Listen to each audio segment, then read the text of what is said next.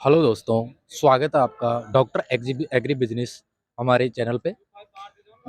मेरा नाम महेश कुमार है और आज हम यहाँ पे मालपुरा तहसील की सबसे बड़ी मंडी है, अनाज मंडी, जिसमें हम अब हमारे यहाँ के रहने वाले एग्रीकल्चर सुपरवाइज़र श्री राम किशन जी हैं हमारे साथ में। इनसे हम छोटा सा एक इंटरव्यू लेंगे रिगार्डिंग टू जो एग्रीकल्चर सुपरवाइज़र की जो तैयारी कर रहे हैं हमारे छात्र, उनके लिए, क्योंकि उनके कई बार सवाल जवाब आए हैं कि इस एग्रीकल्चर सुपरवाइज़र होता क्या है एक्चुअल में, उसका काम क्या होता है और वो क्या करते हैं अगर वो नौकरी लगने के बाद उनके पास क्या-क्या ज़िम्मेदारियाँ रहेगी, फार्मर्स को कैसे हैंडल किया जाता है और फार्मर्स की क्या-क्या क्वेरी रहती है। तो आइए हम ले चलते हैं राम किशन जी के पास। नमस्कार राम किशन जी, स्वागत है हमारे एग्री चैनल पे। प्लीज़ आपके बारे में थोड़ा इंट्रोडक्शन दीजिए। नमस्कार साथियों, मेरा नाम रामकिशन वर्मा है। मैं एग्रीकल्चर सुपरवाइज़र यहाँ मालपुरा तहसील के अंदर हूँ और मेरी 2015 की भर्ती है। एग्रीकल्चर सुपरवाइज़र के अंदर जो मेन जो काम होता है इस पोस्ट का, जी, कई बार लोगों ने पूछा है कि एग्रीकल्चर सुपरवाइज़र होता क्या है, काम क्या होता है इनका और ये फील्ड में क्या काम करते हैं। तो एग्रीकल्चर सुपरवाइज़र एक तरह से एक्सटेंशन वर्कर होता है।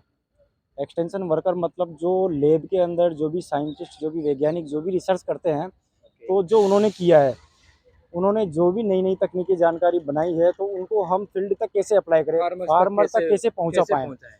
तो उसके ओके, लिए हम एक तरह से उनका एक चैनल है, चैनल है फार्म टू लैंड तक। Farm to land.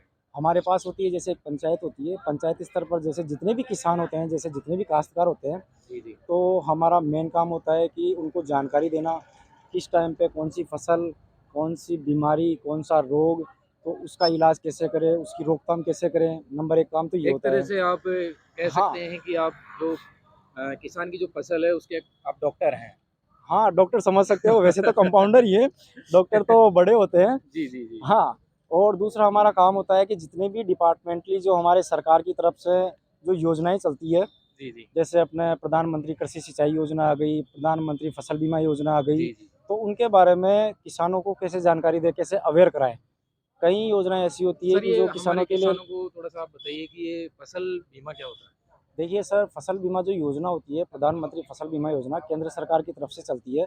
इसमें किसान जो फसल बोता है, बुआई करने के बाद में अगर जी, जी। मान लो कि किसी भी तरह की प्राकृतिक आपदा की वजह से वो फसल नष्ट हो जाती है, ठीक तो है। नष्ट होने के बाद में उसका मुआवज़ा, उसकी भरपाई करने के लिए, ताकि किसान के जो नुकसान हुआ है, उसका मुआवज़ा दिलाने के लिए योजना चलाई गई है। ओके। ठीक है? तो इसमें जैसे अगर कोई नुकसान हो जाता है, नुकसान होने के बाद में काश्तकार जो कि लोनी किसान होता है, एक तो होता है लोनी फार्मर, एक होता है गैर लोनी फार्मर। लोनी फार्मर होता है तो उनका बैंक वाले खुद प्रीमियम काट लेते हैं, बीमा कर देते हैं।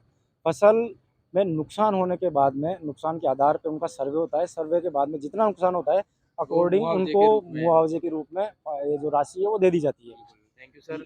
और सुपरवाइज़र का क्या आपने बताया, जैसे अभी अभी हाँ, हमारा काम होता आयोजन है है, नई मेन जो एग्ज़ाम आ कि, रहा है तो उसका कैसे स्टूडेंट तैयारी कर सकता है? देखिए सर जो एक अभी, बेस्ट तैयारी सिलेक्शन के लिए क्या तैयारी? हाँ, मैंने खुद ने तैयारी की थी। 2015 जो बेस था उसका पास आउट हूँ मैं।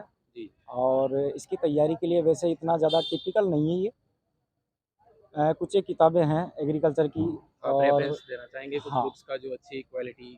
इस एग्ज़ाम के लिए जो मेन है वो एग्ज़ाम का पैटर्न होता है। एक तो होता है सब्जेक्ट, जी, जी। एग्रीकल्चर सब्जेक्ट होता है जिसमें एग्रोनॉमी, हॉर्टिकल्चर, एनिमल हस्बेंड्री, ये 3 मेन सब्जेक्ट होते हैं। और एक सब्जेक्ट होता है हिंदी का और एक होता है जनरल, जो जनरल अपने जीके, जनरल, हाँ, जीके, राजस्थान जीके। सामान्य ज्ञान। तो इसका बहुत ही लिमिटेड, बहुत छोटा-सा इसका टॉपिक है, एक तरह से ज़्यादा लंबा-चौड़ा सिलेबस नहीं है। सिलेबस अच्छा, शॉर्ट अगर है। आराम से कोई अगर ढंग की तैयारी करे, अगर सुबह से लेके शाम तक कितने अगर घंटे टाइम, पढ़ना चाहिए जैसे मिनिमम दिन में? देखिए मिनिमम तो क्या है कि सबकी अपनी-अपनी कैपेसिटी होती है, कोई थोड़े में याद कर लेता है, किसी को ज़्यादा पढ़ने पे फिर भी ये है कि आप जितना टाइम निकाल सको, कम से कम 1 दिन के अंदर 10 से 15 घंटे तो आपको निकालना पड़ेगा। बिल्कुल। अगर आप 10 से 15 घंटे आप डेली निकाल रहे हो, तो आराम से 3 महीने के अंदर आप ये सीट निकाल सकते हो। सिलेक्शन आराम से करवा सकते हो अपना। इसमें जो मेन बुक्स है, वो बुक्स के बारे में बताऊँ मैं आपको। सब्जेक्ट के लिए जो मैंने किताब ली थी, वो थी एक तो अपना पीडी चौधरी की, एक सुंडा एंड जाट की, एक है अपने, एनआर सोंडा। हाँ, एनआर सुंडा की, ठीक है। और एक है कांटवा जी की। एसआर और कांटवा। हाँ, एसआर कांटवा जी की बुक है। और जीके के लिए मैंने काम में लिया था एक तो लक्ष्य, जो कि बहुत एक अच्छी किताब है। उस टाइम पे सिकवाल की भी चलती थी, सिकवाल का था। और हिंदी के लिए मैंने जनरल बुक पढ़ी थी, राइटर का नाम याद नहीं है। बाकी ज़्यादा लंबा चौड़ा सिलेबस नहीं है इसका, अगर आराम से तैयारी करे तो उसमें सिलेक्शन आराम से करवा सकता है लड़का।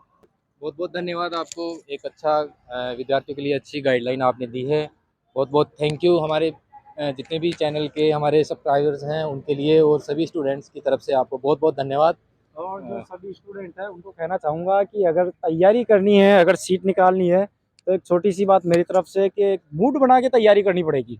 हाँ हाँ, वो तैयारी होती है ना, दिखाने के लिए तैयारी नहीं करनी है। अगर आपको सिलेक्शन करवाना है तो ये कि दिल से ईमानदारी मूड से बना के ईमानदारी से तैयारी करो। मैं बता रहा हूँ 3 महीने अगर तैयारी कर लेगा ना तो आराम से वो सीट निकाल सकता है सुपरवाइज़र की। सरकार ने खूब वैकेंसियाँ निकाली है और आने वाले टाइम में अभी सुना है कि लगभग 2000 के आस-पास वैकेंसी और निकाल रही है सुपरवाइज़र की। एग्रीकल्चर ऑफिसर की भी शायद, एग्रीकल्चर ऑफिसर की भी निकाल रही है डबल अपने जो तो ये ऐसे। तैयारी उसमें भी आपको हाँ, बैकअप ये देगी। उसके अंदर भी जिनके पास जो ग्रेजुएशन लेवल की डिग्री है, ग्रेजुएट है या जो एमएससी होल्डर है, वो चाहे तो भले डबल एओ की या एओ की तैयारी कर उनके अंदर भी आराम से बढ़िया सीट निकाल सकते हैं। थैंक यू ठीक है सर, सर? हमसे जुड़ने के लिए बहुत बहुत धन्यवाद अगेन धन्यवाद आपको। सर। तो साथियों, आपका प्यार ऐसे ही बना रहे, और ज़्यादा से ज़्यादा अपने दोस्तों के साथ शेयर कीजिए और बने रहिए हमारे साथ। Thank you guys.